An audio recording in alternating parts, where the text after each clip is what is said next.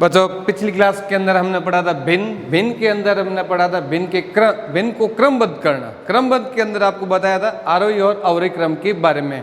उसके अंदर मैंने एक एग्जाम्पल तो लिया, लेकिन साथ में ये भी समझाया था कि हर वाली संख्याओं का लसब लिया जाता है। लसब के अंदर भी ध्यान में रखा जाता है अभाज्य संख्याएं। उसको मैंने वहां तक आपको समझाया था। आज उससे आगे एक एग्जाम्पल से लेके हम समझेंगे अच्छी तरह से कि किस तरह से आरोही क्रम या अवरोही क्रम में लिखा जाता है। तो प्रश्न पहला है 1/3, 2/5, 1/7, 2/4 और लास्ट संख्या 3/6 को आरोही व अवरोही क्रम में लिखिए। आरोही व अवरोही क्रम में लिखिए। एक ही प्रश्न में दो प्रश्न हैं। अवरोही क्रम में लिखिए। ध्यान रखना, दो प्रश्न हैं। एक तो का है आरोही क्रम के बारे में, दूसरा का है अवरोही क्रम के बारे में। ये आरोही है, ये आपका अवरोही क्रम है। ठीक है, चलो प्रश्न की ओर देखते हैं। 1/3, 2/5, 1/7, 2/4, 3/6। पिछली क्लास के अंदर मैंने आपको बताया था लसब निकालने का तरीका। ठीक है, आज मैं वही बता रहा हूँ, तो अच्छी तरह से देखेंगे लसब कैसे लिया जाता है। मैंने आपको बताया था अभाज्य संख्याएं होती है, उसी को ध्यान में रखते हुए जिसका एक और स्वयं उसी संख्या का भाग जाता है, वह संख्या कहलाती है अभाज्य। तो हर के रूप में जो संख्या है उन्हीं का लसब लिया जाता है। जो संख्या नीचे की तरफ हर में होती है वो 3, 5 अलग अलग संख्या है, ध्यान रखना, एक साथ नहीं करनी है। फिर 7 है, 7 के बाद 4 है, 7 के बाद 4 है, 4 के बाद 6। अब इनका लेंगे लसब। ध्यान से देखना अच्छी तरह से। ये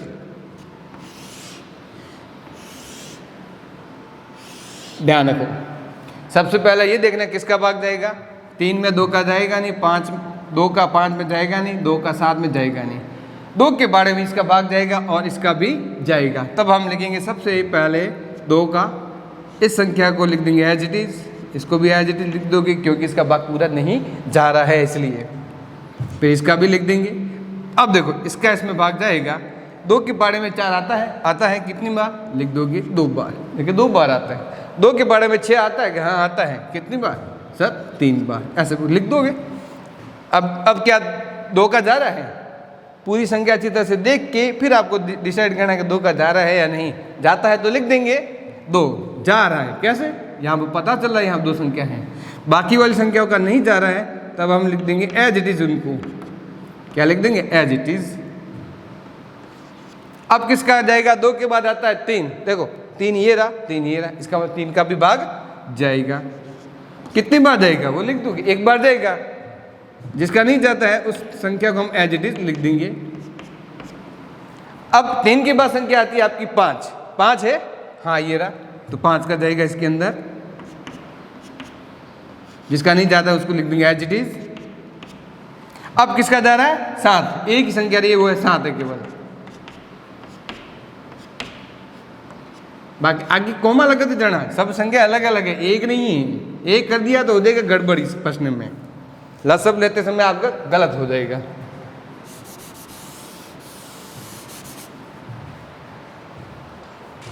देखें आपने ये लसब निकाल दिया है। अब आपको क्या करना है? ये जो संख्या है ये अभाज्य संख्या है, इन सब का एक साथ गुणा करना है। 2 × 2 × 3 × 5 × 7। 2 का 2 से 4, 4 का 3 से 12, 12 का 5 से 60, 60 का 7 से कितना आएगा? 7, 420। करके देख सकते हो अच्छी तरह से। 2 का 2 से 4, 4 3 12, 12 5 60, 60 का 7 से 7 संग 42 होता है, 1 0 है तो यानी 420। ये आपका क्या है? लसब। अभाज्य गुणनखंड विधि के द्वारा इसका लसब है। अब देखो मैं इसके अंदर एक तरीका ऐसे बता रहा हूँ जिससे आपको जल्दी समझ में आएगा। ये एक संख्या मिल जाए आपको इससे, इसके अंदर भी एक संख्या मिल जाएगी, इधर से भी संख्या, लेकिन ध्यान किसको रखना है? इस लसब को। कैसे? देखो 1/3 है, उसमें जो लसब आया है 420 से गुणा कर दो, ठीक है। इसी तरह से जो नेक्स्ट संख्या है उसको भी ऐसे भी लिख दो, इंटू 420 कर दो, लसब वही है, सबका एक ही है, इसलिए 1/60 है इंटू 420 इंटू 420, फिर 2/4 है इंटू कर दोगे 420, और एक इधर संख्या लिख दो आप 3/6 इंटू 420। अब देखो गुणा के रूप में मैंने लिखा है 420 420 सभी संख्या भिन्न के रूप में, ठीक है, और उसके नीचे कोई संख्या नहीं है, वहाँ पर संख्या होती है 1। हमेशा ये ध्यान रखना, जब कोई हर के रूप में संख्या नहीं है वहाँ पर 1 होती है। अच्छी तरह से ध्यान सुने, समझे। अब देखो 3 के बारे में इसका भाग जाता है। आप रफ के अंदर इस साइड में कर सकते हो क्या भाग देना, कि कितनी बार जाएगा ये 1, कितनी बार जाएगा 1 बार, फिर इसका भाग देते हुए पूरा कर सकते हो। अच्छी तरह से आप रफ एक पेज लेके आराम से कर सकते हो। कितना है 120, 120 नहीं आएगा, थोड़ा ये भी ध्यान रखें, 140 आएगा, हो जाता है गलती, 140 आएगा। 3 का भाग इसमें दोगे 1 बार जाएगा, फिर 1 रहेगा, 1 में 2 ये शामिल हो जाएगा 12, 3 के पाड़े में 12 आता है 4 बार, यानी 140। तो आप यहाँ संख्या लिख दोगे 140। 2/5 है तो इसमें क्या करोगे 5 का भाग दे दोगे, 5 का इसमें भाग दोगे, कितनी बार जाएगा। देखो काटते समय थोड़ा ध्यान रखें, इसका भाग कितनी बार किया था, अभी उसी संख्या में भाग देते हो कितनी बार जाता है। अब देखो इसके अंदर भाग देते हैं तो ये जाता है आपके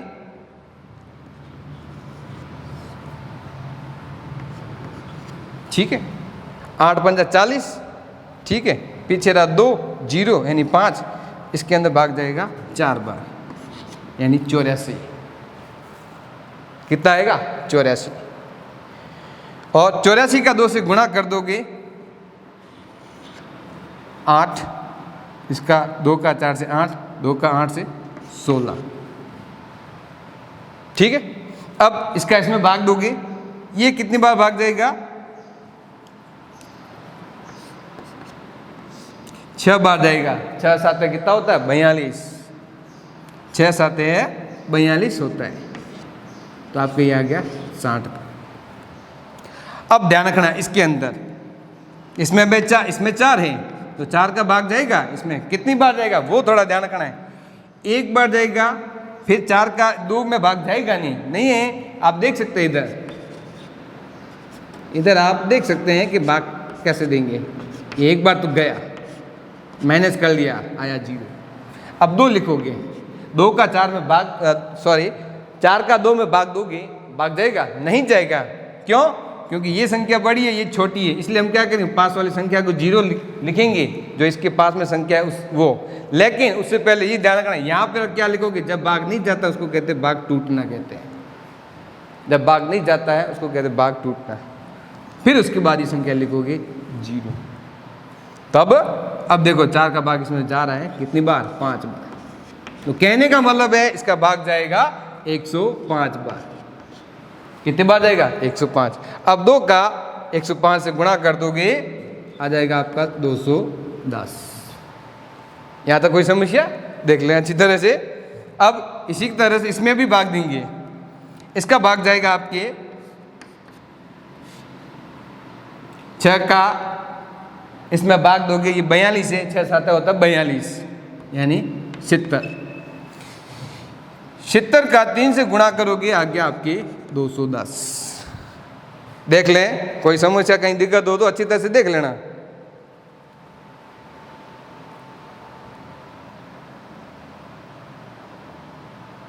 देखो ये संख्या और ये संख्या एक जैसी है कि नहीं? तो थोड़ा ध्यान रखेंगे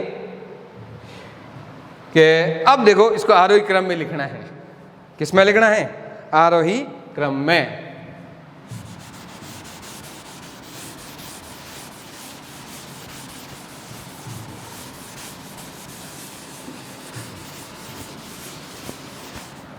आरोही क्रम में लिखेंगे, देखो कैसे, इधर एक बार लिख दो आरोही क्रम। अब देखो इसमें सबसे छोटी संख्या कौन सी दिख रही है आपको इन सभी संख्याओं में? आपको ये संख्या दिख रही है, तो इसकी भिन्न क्या है? 1/7। तो लिख दोगी 1/7। क्या लिखोगे? 1/7 लगा दोगे कॉमा। इससे थोड़ी बड़ी कौन सी है? इसके बाद संख्या आ रही है आपकी ये नहीं है, ये है, यानी 1/3 आएगी। ठीक है, उसके बाद कौन सी आएगी? 168 है, 2/5 इसकी भिन्न है, 2/5 इसकी भिन्न है। देखो अब ये एक जैसे क्यों है? यदि आप चाहते हो कि इसके अंदर आप ये ध्यान रखना है कि ये दोनों ये 2 के पाड़े में दोनों कट रहे हैं। ये कितनी बार कटता है ये आपको बता रहा हूँ, 1/2 है, ये 3 के पाड़े में 1/2, दोनों एक जैसी है, इसलिए दोनों की संख्या एक जैसी आई है। मैंने संख्या कुछ भी ले सकता हूँ, संख्या से बनाकर अपन बहुत सारे प्रश्न इसके अंदर बना सकते हैं। तो मैंने कहा था कि इसकी संख्या दोनों एक जैसी है, तो आप कोई भी लिख सकते हो आगे पीछे, 2/4 और ये लिख दिया 3/6। क्यों? इसका मान यदि शॉर्ट रूप करते हैं 1/2 होता है, इसका भी शॉर्ट रूप करते हैं 1/2 होता है। अब देखो ये आरोही क्रम, अब आपको कह दिया है अवरोही क्रम में, किसमें? अवरोही क्रम में लिखना। तब आप क्या करोगे? इसका उल्टा कर दोगे, जो बड़ी है वो छोटी हो जाएगी, जो छोटी है वो बड़ी, उल्टा हो जाएगा। कहने का ये बड़ी है, उससे छोटी ये है, उससे छोटी ये है, उससे छोटी ये है, उससे छोटी ये है। और लिखने का क्रम यहाँ ध्यान रखेंगे, 3/6, 2/4, फिर 2/5, 1/3 और 1/7।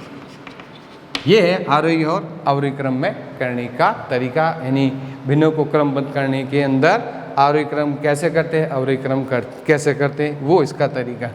एक प्रश्न के अंदर बहुत सारे तरीके होते हैं, मैंने आपको तरीका ही बताया, लसब लेते हुए जो भिन्न है उसमें भिन्न से गुणा कर दें, जो एक संख्या आ जाएगी गुणा करते हुए, जितने भी भिन्न है उतनी बार लिख के लसब जो आता है उस सभी से गुणा करते हुए कर दें। फिर क्या देखें, उसमें सबसे छोटी संख्या जो है किस क्रम में पूछा है, आरोही क्रम में पूछा तो आरोही क्रम में लिख दें, अवरोही क्रम में पूछा तो अवरोही क्रम में कर दें। इस तरह से एक प्रश्न कंप्लीट होता है। नेक्स्ट में ध्यान रखना,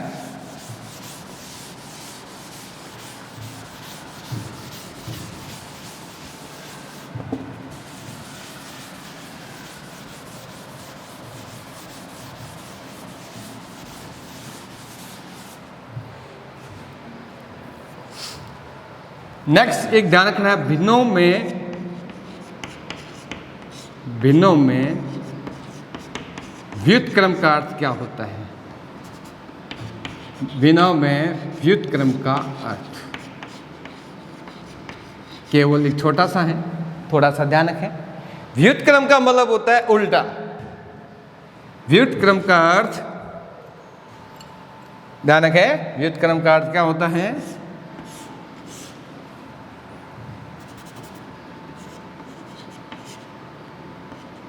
व्युत्क्रम का अर्थ विपरीत, या कहते हैं प्रतिलोम। ठीक है, किसके रूप में ध्यान रखना है? भिन्न के रूप में। अब यदि प्रश्न में आपको कोई भी संख्या देता है, जैसे आपको दे दिया 2/7 का व्युत्क्रम बताइए, 2/7 का व्युत्क्रम, तो अब आप लिखना कि 2/7 का व्युत्क्रम। जो अंश में है वो हर में हो जाएगा, जो हर में है वो अंश में हो जाएगा। क्या हो जाएगा? जो अंश में है वो हर में हो जाएगा, जो हर में है वो अंश में हो जाएगा। ये ध्यान रखना है, इसको कहते हैं व्युत्क्रम। ये इस तरह से 7/2, ये इतना सा शब्द था व्युत्क्रम। व्युत्क्रम का अर्थ क्या होता है? विपरीत, प्रतिलोम या उल्टा। जो भिन्न संख्या दी हुई है उसको विपरीत कर दो। ये व्युत्क्रम के बारे में था सामान्य सी जानकारी। अब है भिन्नों को छायांकित रूप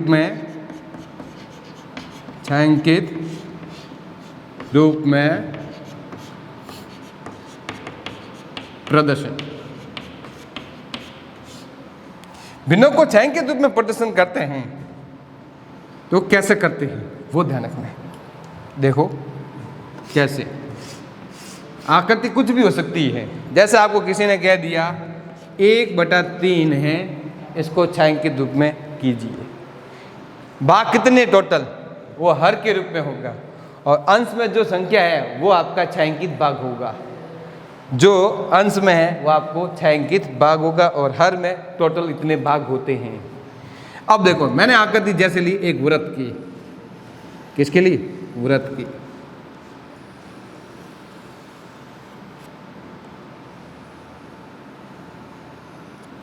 ठीक है, कुल कितने भाग का है? इसने 3 का है। तो एक आकृति के अंदर आप ये ध्यान कर लें 3 भाग बना दो इसकी। पहले तो कितने भाग? 3 भाग बना दो। सब एक जैसे दिखने चाहिए। ये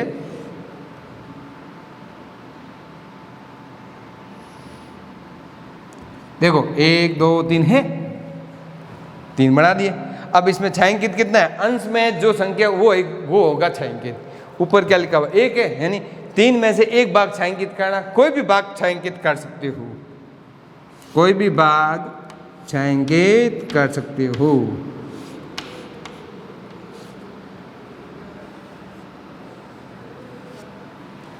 ये है छायांकित रूप में प्रदर्शन, यानी 1/3, 1/3। इंग्लिश में बोलते हैं 1/3। ये ध्यान रखना है इस तरह से। यदि आगे आपके 3/4, अब 4 है तो आपकी वृत्त भी बना सकते हो, आयत का भी कर सकते हो, वर्ग का भी कर सकते हो, किसी का भी आप आकृति लेते हुए बना सकते हो। आप प्रश्न में स्पेशल लिखा हुआ है इस आकृति को ध्यान में रखना है तो उस आकृति को ध्यान में रखते हुए करना है। अब जब कुछ नहीं कहता है कौन सी आकृति है, आप कोई भी आकृति बना सकते हैं। जैसे मैंने आप ले ली आयत की। किसकी ली है? आयत की। ठीक है, हर में संख्या कितनी? 4 है, तो आपको भाग कितने करने? 4। दोनों बराबर होने चाहिए। ये भाग और ये भाग हो गया 2। अब क्या करेंगे? आयत के अंदर क्या होता है? आमने सामने की भुजाएं बराबर होती है। आयत के सामने आमने सामने की भुजाएं बराबर होती हैं। ये भुजा इसके बराबर, ये इसकी बराबर। तो मैंने क्या कर दिया? इसके अंदर 4 भाग बना दिए। 1 2 3 4। अंश में कितने भाग हैं? क्या? 3 है। तो आपको कितने भाग छायांकित करने? 3। ये देखो,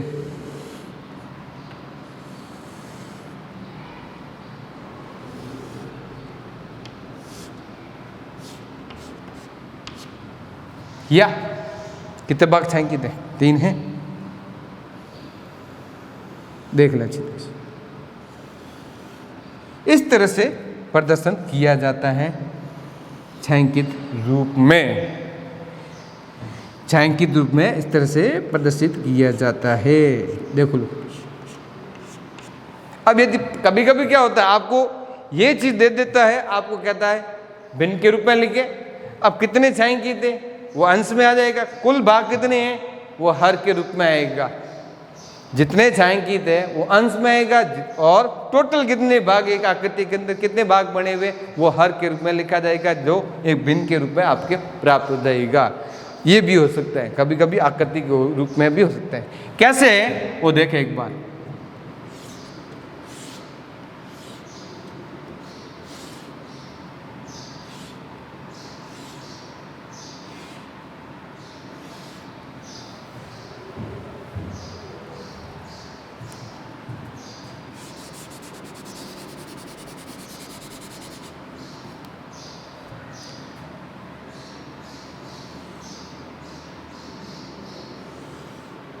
एक 2 3 4 1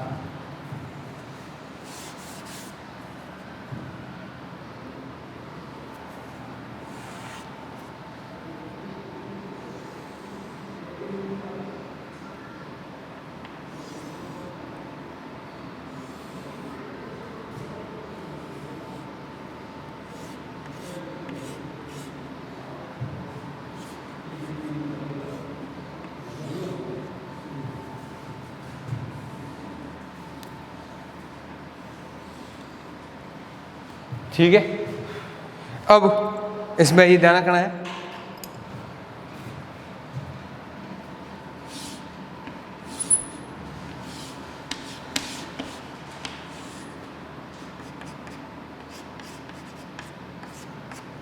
ये है, आपको पूछ लिया कि इसको भिन्न के रूप में व्यक्त कीजिए छायांकित भाग को, तो आपको ये देखना है छायांकित भाग इसमें कितने, 1 और 2 भाग छायांकित हैं, तो 2 भाग छायांकित हैं। कुल कितने भाग हैं, 1 2 3 4 और 5, तो भाग के रूप में लिख दोगे बटा 5, यानी 2/5 के रूप में व्यक्त करना। ये छायांकित रूप में किया हुआ है, इस तरह से लिखा जाएगा। एक और आकृति लेके करते हैं।